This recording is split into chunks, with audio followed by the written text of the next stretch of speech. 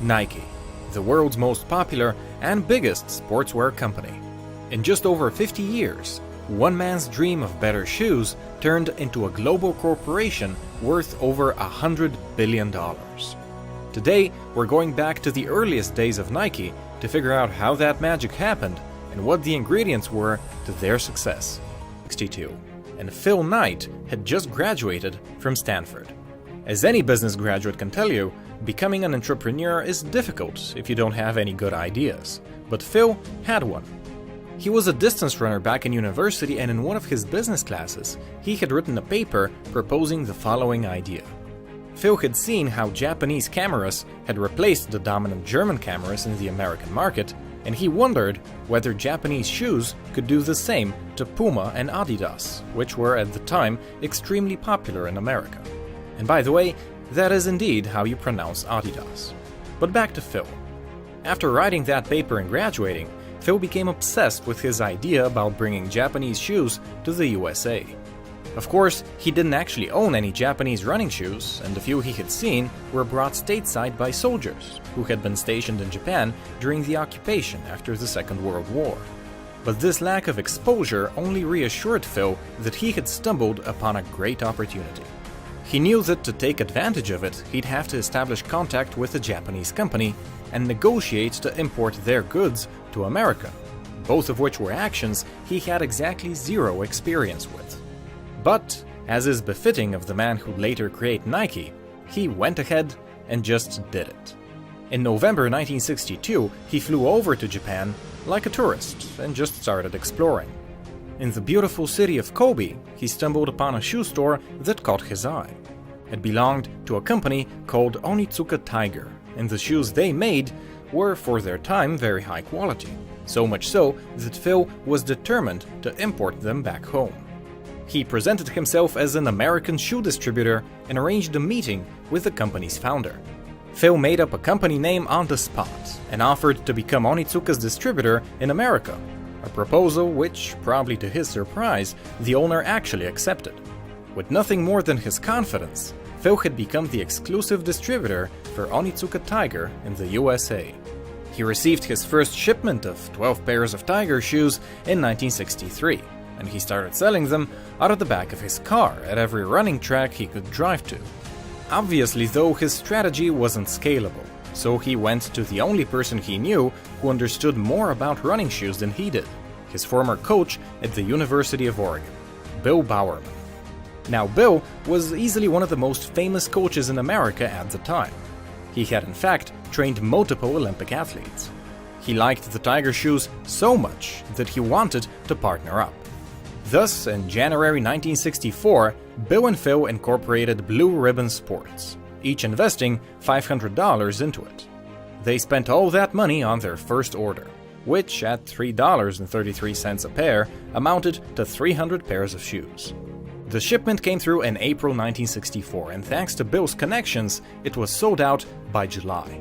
In their first year, BRS sold $8,000 worth of shoes, and with that money, Phil started hiring salesmen for his company. In 1965, their revenue had increased to $20,000, and pretty soon, they opened their very own store in Santa Monica. But while Phil was handling the business side of the operation, the actual innovation was coming from Bill. He was the guy who single-handedly brought jogging to America. In 1966, he wrote a book about it that sold over 1 million copies. And of course, his company was among the first to start marketing the Tiger shoes for jogging.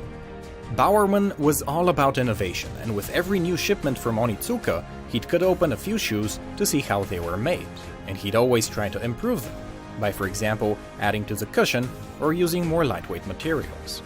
He'd constantly send his notes to Japan requesting changes. He was effectively designing Onitsuka's shoes for them. It was one of Bill's designs that catapulted BRS into the mainstream. The Cortez, as he called it, became one of the best-selling shoes in 1968, undoubtedly thanks to the 1968 Olympics, held in Mexico. Thanks to the Cortez, BRS sold $300,000 worth of shoes in 1969. But they had a big problem. The Cortez was so successful that they couldn't keep up with the demand. Every new shipment they received sold out faster than the one before, but Onitsuka kept sending them at the same glacial pace. What Onitsuka were actually doing was satisfying their local demand in Japan first, and then sending whatever was left to America. Phil and Bill knew that to expand, they would have to evolve beyond being just a simple distributor. Then they realized that they held all the cards. The Cortez was Bowerman's design, so as soon as their contract with Onitsuka expired, they were free to start making it for themselves.